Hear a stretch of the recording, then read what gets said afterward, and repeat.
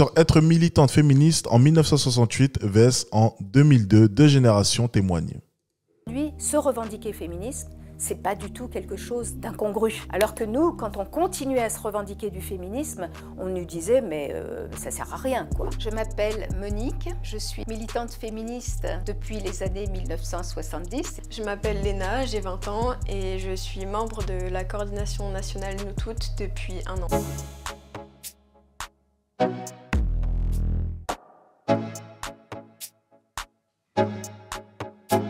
Moi, je me suis engagée chez Nous Toutes quand j'ai eu un gros sentiment de colère qui a été alimenté par le vécu de beaucoup de mes amis, des violences dans le couple, des viols, des agressions sexuelles. En fait, c'était constant et je pouvais plus ne plus voir ce qui se passait et je savais pas quoi en faire. Et Nous Toutes, en fait, ça a été le premier mouvement qui s'est proposé à moi quand j'avais besoin du coup d'utiliser cette colère et d'être productive et de justement ne plus être juste en colère et pouvoir agir sur cette colère. Moi, c'est quand j'ai rencontré véritablement des femmes qui avaient vécu des avortements avec les aiguilles à tricoter, comme ça se faisait à l'époque, et que certaines en sont décédées, que j'ai commencé à me rendre compte qu'il y avait quelque chose qui faisait un peu système par rapport au fait que ce qu'on vivait comme injustice, on le retrouvait par rapport à la question de la sexualité et de la contraception. J'ai eu cette chance à l'époque d'avoir une période, donc mai 68 et puis le MLF, qui a fait que j'ai pu traduire à la fois ce que je changeais comme une très grande injustice. Et je me suis rendu compte que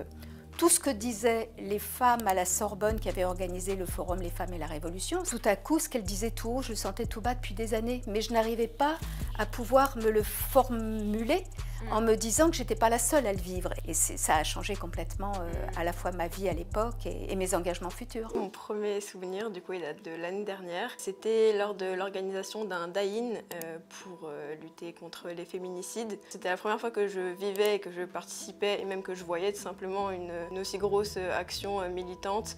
On est toutes là pour nos raisons chacune, mais il y a un lien comme ça qui n'est pas explicable. On peut se connaître depuis très peu de temps, mais c'est tout de suite très très fort. Et dans ce genre d'action, c'est encore plus, c'est vraiment décuplé quoi. Le souvenir très fort, je pense que c'est la situation que nous avons vécue lorsqu'on a commencé à organiser le mouvement féministe à partir des années 71. On a fait une première assemblée générale pour déclarer le mouvement féministe existant officiellement. Pendant qu'un certain nombre de copines parlaient, il y avait des copains dans la salle avec qui on militait, avec qui on étudiait. On entendait tout à coup « Ah, dis donc, t'as vu, hein, celle-là, c'est une telle. Mais dis donc, qu'est-ce qu'elle a de beaux seins? Pourquoi elle parle? Elle a de beaux seins, j'aimerais bien me la taper. » En entendant ça, on s'est regardé à quelques-unes dans la salle. On s'est dit « C'est pas possible. » On s'est levé, on est allé vers les copains en question, on les a pris par le col. On les a fait se lever, on les a mis dehors. Et quand on est revenu, on a dit on déclare le MLF non mixte. Chez Nous Toutes, on est non mixte aussi. Et c'est vrai que ça apporte quelque chose de sécurisant.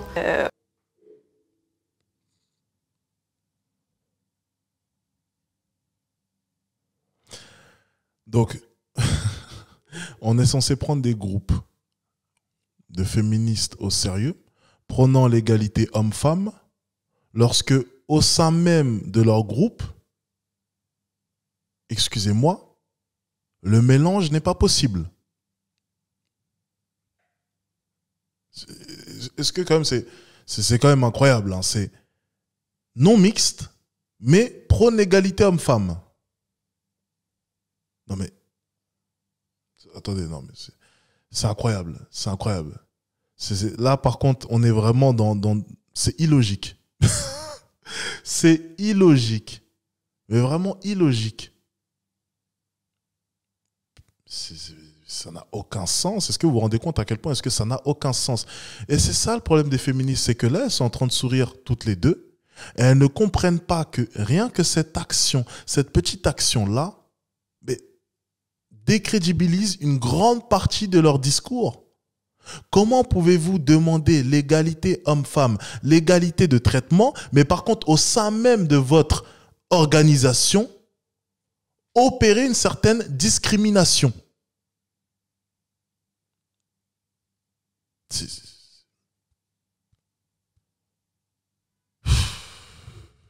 On ne peut pas demander à des femmes de témoigner de leur violence devant des hommes. Sur la question de développer ces idées, les femmes, elles se sentent souvent beaucoup moins légitimes à proposer leurs idées, à prendre la parole. Elles occupent beaucoup moins l'espace. C'est une façon d'exercer la sororité entre les femmes. En réalité, ce que tu expliques. La pire phrase que j'ai entendue comme militante féministe, c'est « Si tu revendiques ma fille, c'est que t'es mal baisée ». Le féminisme en 2022, ça ne sert plus à rien. Il y a encore des gens qui se posent la question de pourquoi on milite. On leur conseille d'aller voir les chiffres, qu'une femme est encore tuée tous les 2 jours et que ça vient du patriarcat, ça vient d'un système contre lequel il faut toujours lutter. Aujourd'hui, se revendiquer féministe, c'est pas du tout quelque chose de...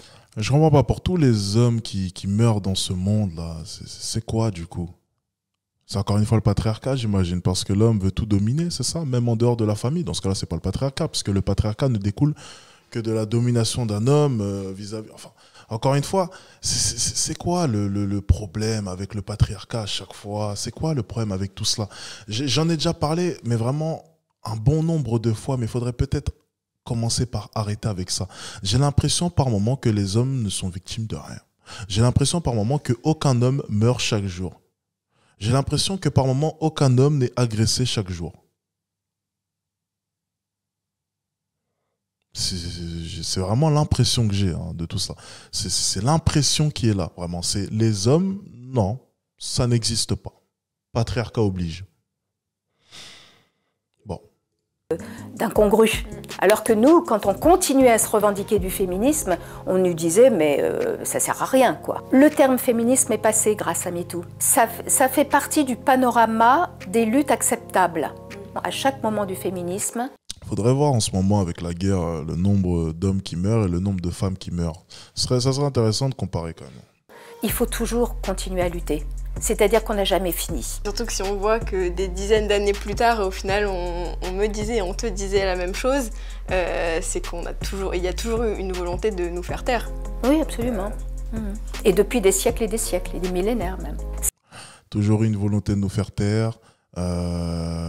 J'ai plein d'anecdotes où de mon côté, les hommes ont fait ceci, les hommes ont fait cela.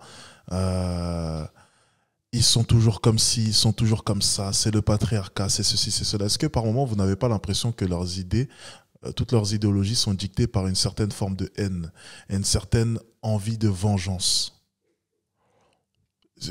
C'est vraiment ce que je peux percevoir, tu sais. C'est une envie de se venger. On a l'impression qu'elles veulent se venger constamment contre quelque chose, contre quelqu'un. Ben, ce quelqu'un s'appelle le patriarcat. C'est assez formidable de se rendre compte que, qui pourrait être, qui a d'ailleurs l'âge de ma petite fille, et mes arrière-petites-filles porteront ce qui permettra d'aller encore beaucoup plus loin, quoi. D'accord. D'accord, d'accord.